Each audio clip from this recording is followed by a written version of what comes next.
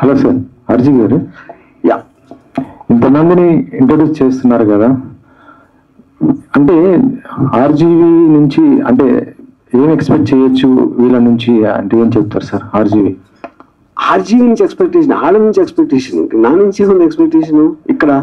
అంటే ఆర్జీవి ఏం ఎక్స్పెక్ట్ చేస్తారు అంటే I think the point is ఇప్పుడు ఒక డైరెక్టర్ అనే దానికి డెఫినేషన్ ఉన్న కంటెంట్ ని తన పర్ఫార్మెన్సెస్ తో, ఒక కటింగ్ తో, ఎడిటింగ్ ఎలా చేశారు, ఎలాగా కంటెంట్ ని ఒక ఎమోషనల్ గా కన్వే చేశారు అనేది టెస్టింగ్ అది.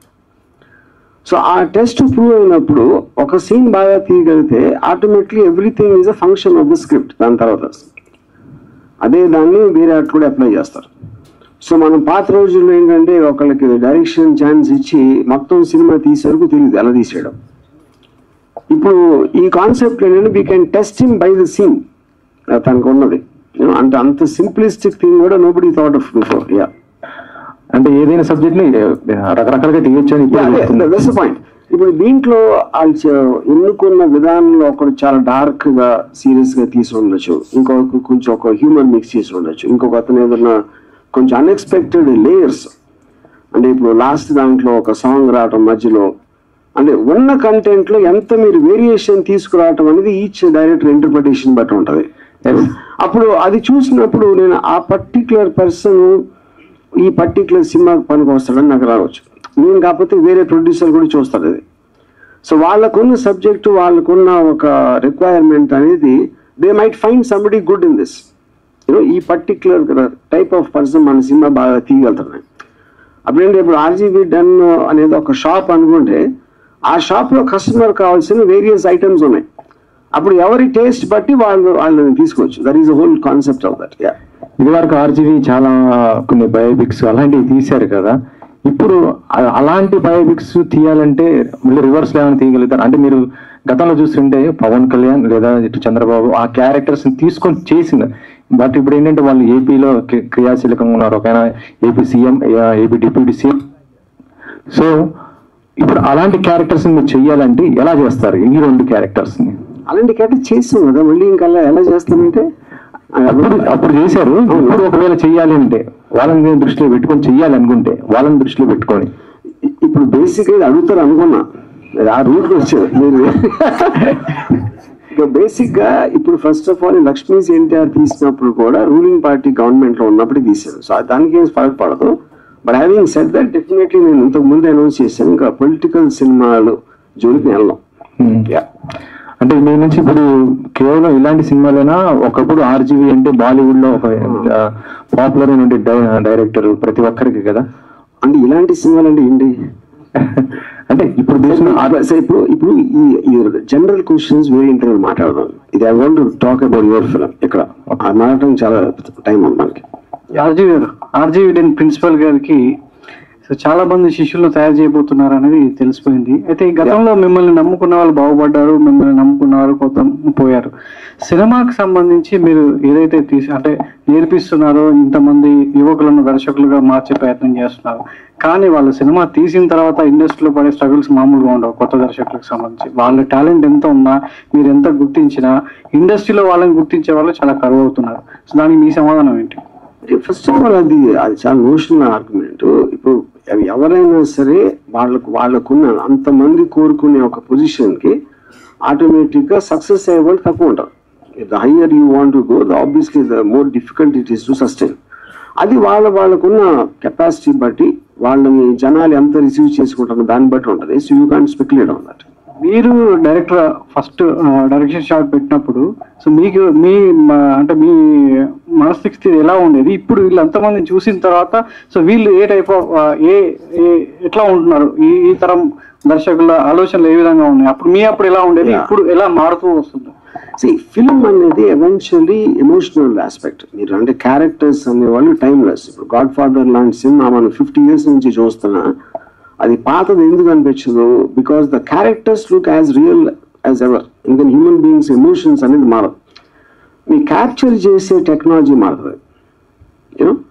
కానీ ఆ బేసిక్ క్రియేటివ్ అనేది మనం గుర్తించగలిగినప్పుడు, ఇప్పుడు నేను ఒక నారేట్ చేసినప్పుడు Shiva obviously Annapurna studios production house కాబట్టి వాళ్ళు నాకు వసతులు కల్పించారు, ఎలా నా విజన్ని నేను తీసుకెళ్ళాలి ఏంటి అని అనేది యూనో. సో ఇప్పుడు కానీ నేను ఫస్ట్ వాళ్ళని ఇంప్రెస్ అయినప్పుడు నేను కూడా ఈ సీన్లో ఉన్నాను కదా, నేను ఆ సీన్ కూడా తీసి చూపెట్టలేదు, జస్ట్ నేరేషన్తో నేను ఇంప్రెస్ చేయగలిగాను. ఇప్పుడు మనకి టెక్నాలజీ అనేది ఇంత అడ్వాంటేజ్ ఇచ్చేసి ఈ సీన్ తీయటానికి ఖర్చు లేకుండా ఇప్పుడు దీంట్లో కొన్ని సెల్ ఫోన్తో తీసిన సినిమాలు ఉన్నాయి, కొన్ని మేబీ 5D లేకపోతే సోనీ ఎఫెక్ట్స్ అలాంటి వాటితో తీసి ఏ మాత్రం అంటే 5-6 యూనిట్లు ఉండే అలా తీసేది సినిమా. దాంతో మనకు ఈ ఆస్పెక్ట్స్ అనేది ఏది మనం ఇంప్రెస్ అయిందని తెలిసినప్పుడు అప్పుడు you can interact with that person and take it ahead. అది ఇప్పుడు ఒకళ్ళు ఇద్దరు ఒక కోఇన్సిడెంటల్ గా దొరకటానికి ఒక పద్ధతి ప్రకారం RGV డన్లో ఇంత టాలెంట్ అక్యుములేట్ అయి ఉన్నప్పుడు ఆటోమేటిక్గా మీకు ఇందాక నేను చెప్పిన షార్ప్ ఎగ్జాంపుల్ అది. అది సేమ్ థింగ్ మ్యూజిక్ డైరెక్టర్స్కి అవుతుంది, సినిమాటోగ్రాఫర్స్కి అవుతుంది, అందరికీ అవుతుంది. RGV అంత స్వార్థపరుడు ఎవరు లేరు, RGVనే చెప్పాడు ఆ విషయం. నాకు ఏ స్వార్థం ఉండి మీరు యువర్ ఫిలిం ద్వారా ఇంతమంది డైరెక్టర్ని ఇండస్ట్రీకి పరిచయం చేయాలనుకుంటున్నారు? ఒకటి, ఇందులో మీకు నచ్చిన అన్ని అంశాలు ఉన్నాయని చెప్పి 11 సెలెక్ట్ చేశానన్నారు. మిగతా అన్ని కూడా మీరు చెప్పిన ఆ లైన్ ప్రకారమే వచ్చాయా? దేశంలో ఎన్ని ప్రాంతాల నుంచి వచ్చాయి? Mostly we got from south India, అంటే గుడ్ పాయింట్స్. నార్త్ ఇండియా నుంచి వచ్చినాయి కానీ దే డిడ్ నాట్ పాస్ అది సెలెక్షన్, షార్ట్ లిస్టెడ్ దాంట్లోకి రాలేదు, mostly Hindi versions. But music directors I'm very happy, got lot of people, అది మేము షార్ట్గా పబ్లిష్ చేస్తాం. సినిమాటోగ్రాఫర్స్కి యాక్టర్స్కి నేను ఇచ్చిన టెస్ట్లోనే ఒక ఫ్లా ఉంది, సో అది కరెక్ట్ చేసి మళ్ళీ చేసాం. But I'm sure will get that. ఇందాక నేను చెప్పాను స్వార్థం ఏంటనేది చెప్పలేదా ప్రశ్నకు సమాధానం? ఇప్పుడు నేను వీళ్ళకి బ్రేక్ ఇవ్వడానికి నా ఉద్దేశం లేదు, వాళ్ళ టాలెంట్ ని RGV డన్లో వాడుకోవడానికి నేను రవి గారు పనిన కొట్ట. ఇది అది కరెక్టేనా? అంతేనా? మళ్ళీ మీరు మారిపోయారేమో, మీరు స్వార్థంలోంచి మారిపోయారు, మీరు ఇప్పుడు మంచి వాళ్ళు అయ్యారు, రాముడు మంచి వాళ్ళు అలా ఏం లేదు కదా. అది సమస్య లేదు, ఆ ప్రమాదం లేకపోతే ప్రాబ్లం లేదు. ఇప్పుడు నా పాయింట్ ఏంటంటే నేను వాళ్ళని వాడుకుంటాం, వాళ్ళు మమ్మల్ని వాడుకోవాలి. So this is a business deal, ఎందుకని వాళ్ళని ఉద్ధరించడానికి నాకు ఏమాత్రం ఉద్దేశం లేదు. Hi sir, this is Ankita. So RGV గారు అంటే ఆయన మూవీస్ లో చూస్తే లవ్ ఉంటుంది, romance and violence. So why did you choose in this film only violence? మీరు రక్త చరిత్ర చూడలేదా?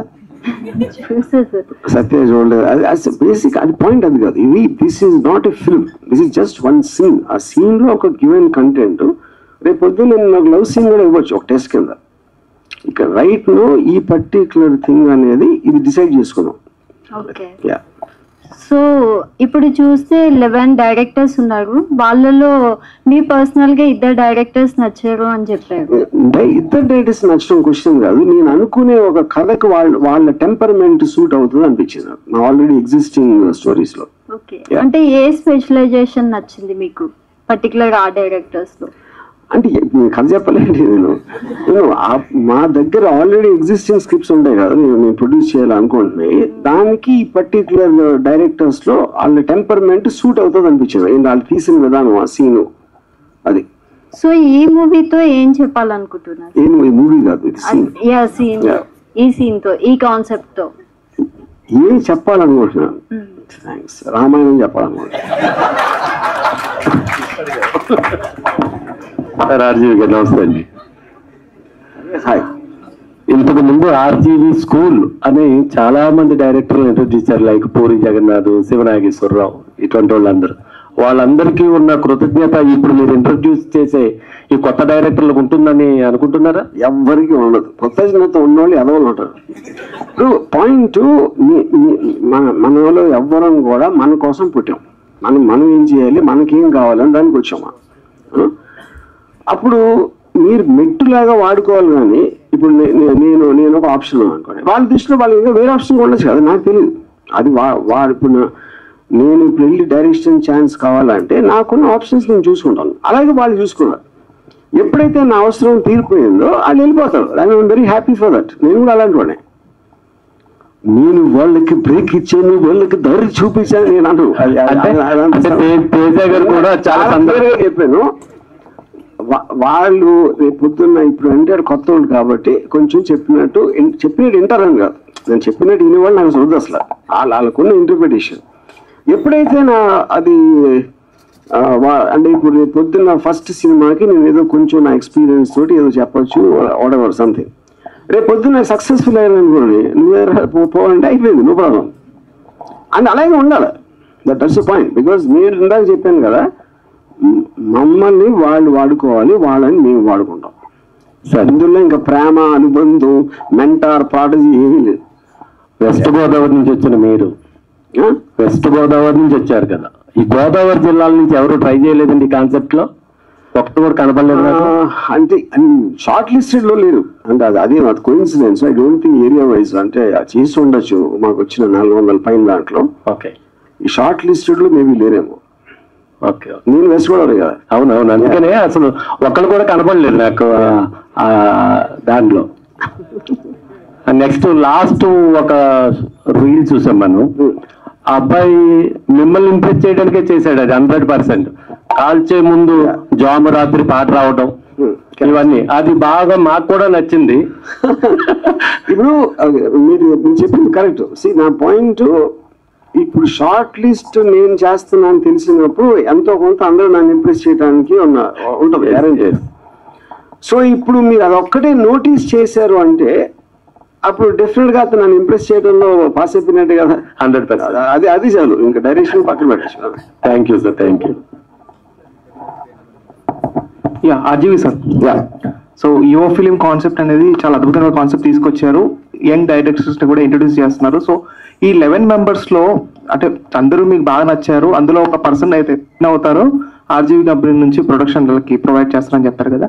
సో అంటే ఆర్జీవి మూవీ అంటే చాలా మందికి ఎలా ఉంటుందంటే యూట్యూబ్ పరంగా మిలియన్ ఆఫ్ వ్యూస్ ఉంటాయి కానీ థియేటర్స్ పరంగా చాలా తక్కువ రెవెన్యూ అలాగా ఉంటుందంటారు. సో వీళ్ళు కనుక మూవీ తీస్తే సో అది ఎలా ఉంటుంది అంటే థియేటర్ పరంగా వెళ్తారా లేదా ఓటీటీ పరంగా వెళ్తారా? ఇప్పుడు బేసిక్ గా ఇది ఇప్పుడు నేను తీయట్లేదు సినిమా, వేరే వాళ్ళు చేస్తున్నారు. సో దానికి question irrelevant thing. Sir hi sir. Sir ముందు క్వశ్చన్ అడిగే కన్నా ముందు మనం చాలా ఈవెంట్లలో చూసాం కానీ ద మోస్ట్ స్టైలిష్ అవుట్ఫిట్ ఈ రోజు మాకు కనబడుతుంది. సో దీనికి ఏమైనా కాంపిటీషన్ ఇస్తున్నారు? దాని వెనకాల ఉన్న సీక్రెట్ ఏంటి సార్? అంటే యంగ్స్టర్స్ అందరూ ఉన్నారు, నేను అంత యంగ్గా రావాలి అలాంటి అవుట్ఫిట్ వేసుకుని. అదే సీక్రెట్. ఇప్పుడు వాళ్ళందరూ నాకన్నా చాలా యంగ్ కాబట్టి ఎంతో కొంత కొట్టొచ్చినట్టు కనిపించాలి అనే ఒక కుట్రతోటి అది. Great sir. సార్ నా మెయిన్ క్వశ్చన్ ఏంటంటే సార్, షార్టిస్ట్ అనేది చేశారు బట్ ఒక్కొక్కరి దగ్గర కొంతమంది ఏమో డ్రామా క్రియేట్ చేసి చెప్పడం జరిగింది, కొంతమంది స్ట్రైట్ ఫార్వర్డ్ గా మీరు ఇచ్చిన లైన్ ని చాలా చక్కగా చెప్పేశారు. But what is the conditions మీరు పెట్టింది ఏంటి సార్? అంటే నేను పెట్టిన ఒకటే, నేను కంటెంట్ అదే ఉండాలి బట్ ఇంటర్ప్రిటేషన్ క్యారెక్టర్స్ ఎక్కువ పెడతారా తక్కువ పెడతారా, డైలాగ్ ఎలా రాస్తారు, ఎలాంటి సెట్టింగ్ లో తీస్తారు, అలాంటి మ్యూజిక్ వాడటం కానీ ఇలాంటివన్నీ నేను వాళ్ళకి వదిలేసాను. సార్ ఇంకొకటి సార్, ఎవరికైతే మీరు ఆపర్చునిటీ ఇవ్వబోతున్నారో వాళ్ళ మీద మీ షాడో కూడా పడే అవకాశం ఎంతవరకు ఉంటుంది సార్? డెఫినెట్గా ఉండదు. ఎందుకంటే the whole idea of that is that ఇప్పుడు వీళ్ళని జడ్జ్ చేసేవాళ్ళు ఓటింగ్ ప్రాసెస్ లో చేస్తారు.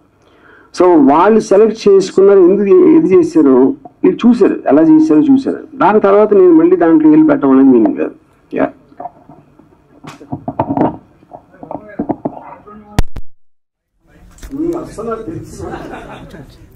అది కేవలం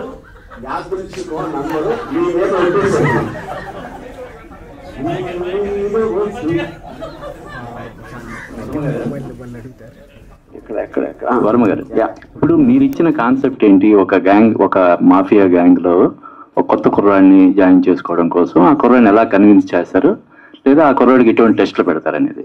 కానీ నేను చూసిన దాని ప్రకారం ఏ 1-2 తప్ప మిగతావన్నీ కూడా అవే ఫ్రమ్ ది సబ్జెక్ట్ ఉన్నట్టు అనిపించినాయి. మీరు ఎలా సెలెక్ట్ చేశారు వీటిని? అవే ఫ్రమ్ ది సబ్జెక్ట్ ఎలా అయిందండి, ప్రతి దాంట్లో కూడా ఫస్ట్ టైం క్రైమ్ చేస్తున్నట్టు ఉంది తప్ప ఆ కుర్రాడిని గ్యాంగ్ లో చేర్చుకోవడం కోసం ఆ కుర్రాడిని ఎలా కన్విన్స్ చేస్తున్నారు, లేదంటే ఆ కుర్రాడికి ఎటువంటి టెస్ట్లు పెడుతున్నారు అనేది. ప్రతి దాంట్లో ఒక అతన్ని గన్నిచ్చి చంపటానికి నీ దగ్గర అంత ధైర్యం ఉందా లేకపోతే అంత తెగింపు ఉందా అనేది టెస్ట్ కామన్. మొత్తం అన్ని 11 ఫిలిమ్స్ లో కూడా అదే ఉంది. మరి ఇంకా మీరేమనుకున్నారు అంటే మీరు చెప్పిన దాని ప్రకారం గ్యాంగ్ లోకి ఒక కొత్త కుర్రాడిని జాయిన్ చేసుకోవడం కోసం అతను ఎలా కన్విన్స్ చేస్తారు, ఎలా మోటివేట్ చేస్తారు, లేదా ఎటువంటి టెస్ట్ పెడతారు? టెస్ట్ పెట్టడం అనేది ఫస్ట్ టైం క్రైమ్ చేస్తున్నట్టు, ఫస్ట్ టైం క్రైమ్ చేయడానికి ఆ హెజిటేషన్ అది ఉంది తప్ప ఆ కుర్రాడి ధైర్యాన్ని కానీ లేకపోతే మోటివేట్ చేయడం కానీ ఉన్నట్టు అనిపించలేదు నాకు. ఇది ఒక్క ఆస్పెక్ట్ లో ఉన్న ఒక్క సీన్, ఇది సినిమా కాదు కదా. సో ఆబ్వియస్లీ మీరు చెప్పేది లాంగ్ టర్మ్ లో ఒక సీన్ లో అవుతుందని కదా. ఈ టెస్ట్ అనేది కేవలం ఒక పేజ్ లో ఉన్న గివెన్ కంటెంట్ ని సినిమాటిక్ గా ఎలా తీయగలుగుతారు అనేది పాయింట్ అక్కడ. ఆర్జీవి గారు, సార్ ఆర్జీవి గారు ఇప్పుడు మీ మూవీస్ చూసినప్పుడు ఆడియన్స్ కి చాలా రకాలుగా ఇష్టపడతారు మీ మూవీస్ ని. అంటే ఒక్కొక్కరికి ఒక టైప్ రీజన్ ఉంటుంది. సో డైరెక్టర్ గా మోస్ట్ ఎంగేజింగ్ క్రాఫ్టింగ్ ఫిల్మ్స్ మీరు చేస్తారు. సో ఈ క్రాఫ్ట్ ఫిల్మ్ చేసినప్పుడు ఆమె షార్ట్ టెస్ట్ ఫిల్మ్ చేసినప్పుడు వాళ్ళకి పారామీటర్స్ ఏమి ఇచ్చారు? పారామీటర్స్ అంటే ఇన్ని షార్ట్ టైమ్ లో చేయాలని చెప్పి. So time is not the point. నేను ఇందాక చెప్పినట్టు ఇప్పుడు ఒక పేపర్ మీద ఉన్న సీన్ ని సినిమాటిక్ మీడియం యూజ్ చేసి దాన్ని ఎలా మీరు పిక్చరైజ్ చేస్తారు, అదొకటే. టైం అనేది ఎప్పటికి సబ్మిట్ చేయాలని చెప్పాను. వాళ్ళు టెస్ట్ చేసుకుని వాళ్ళకున్న వేరే వేరే problems, that doesn't make it difference. ఎందుకంటే వాళ్ళ రిసోర్సెస్ లేకుండా చేసినప్పుడు ఫిల్మ్ ఇండస్ట్రీ లాగా చాలా టైం తీసుకుని చేసే స్కోప్ కూడా ఉండదు ఎవరికి. కానీ మీ చాలా మూవీస్ మీ సర్కార్ కానీ శివ కానీ అది ఇన్ఫ్లుయెన్స్ కనిపించింది ఈ షార్ట్ ఫిల్మ్స్ లో, ఐ మీన్ ఈ టెస్ట్ మూవీస్ లో. సో మీరు వాళ్ళు ఇన్ఫ్లుయెన్స్ చేసినట్టు అనిపించిందా మీరు చూసినప్పుడు? I mean everybody gets influence. ఇప్పుడు నేను గాడ్ ఫాదర్ అవన్నీ చూసి అంతకుముందు చేసినప్పుడు ఎవ్రీబడి గెట్స్ ఇన్ఫ్లుయెన్స్. ఇంకోటి ఏంటంటే ఇప్పుడు గివెన్ కంటెంట్ అనే కంటెంట్ కూడా ఆ దాంట్లో ఉంది. ఇది క్రిమినల్ గ్యాంగ్ టెస్ట్ చేయడం అనేది. సో ఆటోమేటిక్గా మీకు ఎంతో కొంత ఆ కలర్ కనిపిస్తుంది, ఆ షేడ్స్. సార్ ఏమనుకోకపోతే ఒక క్వశ్చన్ అడుగుతున్నాను. చాలా మంది మిమ్మల్ని ఆర్జీవి పరాన్నజీవి అంటారు. ఇంతమంది మీద ఆధారపడి అంటే సినిమాలు తీస్తూ మీ పేరు చెడగొట్టుకుని విమర్శలు ఎదుర్కొంటూ ఒకరి మీద ఆధారపడుతూనే సినిమాలు తీస్తూ మీ ఉనికిని చాటుకుంటూనే ఉన్నారు. ఇప్పుడు కూడా ఇంతమంది టాలెంట్ గుర్తిస్తున్నప్పటికీ మీరు వీళ్ళ మీద ఆధారపడుతున్నారు అనేది ఒక విషయం అర్థం అవుతుంది. సో దాంతో ఆ మాట అనేది వాస్తవం అనుకోవచ్చా? ఆర్జీవి పరాన్నజీవి అంటారు అనేది. నేను నా లైఫ్ లో అన్ని వేరే మీద ఆధారపడి చేశాను. ఏం చేసినా కూడా చిన్నప్పుడు పేరెంట్స్, తర్వాత ఇండస్ట్రీ, తర్వాత ఏదో వాడు. ఏంటి మీకు ఒపేంటి దాంట్లో? ఒపేన్ లేదు అంటే అంటారు, అది వాస్తవం చేస్తున్నారా అని కదా నేను ఎప్పుడు చెప్పాను. ఇంట్రెస్ట్ కూడా చాలాసార్లు చెప్పాను అది. ఓకే సార్, అంటే ఆర్జీవి పొలిటికల్ సినిమాలు తీయనే ఉన్నారు కదా, కాకపోతే సోషల్ మీడియాలో ఎప్పుడు బాగా యాక్టివ్గా ఉంటారు, పొలిటికల్ గా కామెంట్ చేస్తూనే ఉంటారు కదా. ఇప్పటి నుంచి ఎలా ఉండబోతున్నారు ఆర్జీవి? గతంలో అంటే మీరు ఇందాక నేను చెప్పి అడిగాను, అంటే పవన్ కళ్యాణ్ కానీ మిగతా వాళ్ళని చేస్తూ ట్వీట్ చేస్తూ మీ స్టైల్లో పెడుతుంటారు, అది రెండు రకాలుగా తీసుకుంటుంటారు కదా. ఇప్పుడు ఎలా ఉంటారు? ఇప్పుడు నుంచి దేవుడి మీద సినిమా దిగిపోతాను. పాలిటీషియన్స్ వదిలేసి దేవుడి మీద సినిమా దిగిపోతున్నా. దేవుడి మీద? ఏ దేవుడు సార్? ఇది మీరు నమ్మారు అంటే మీరు దెయ్యం.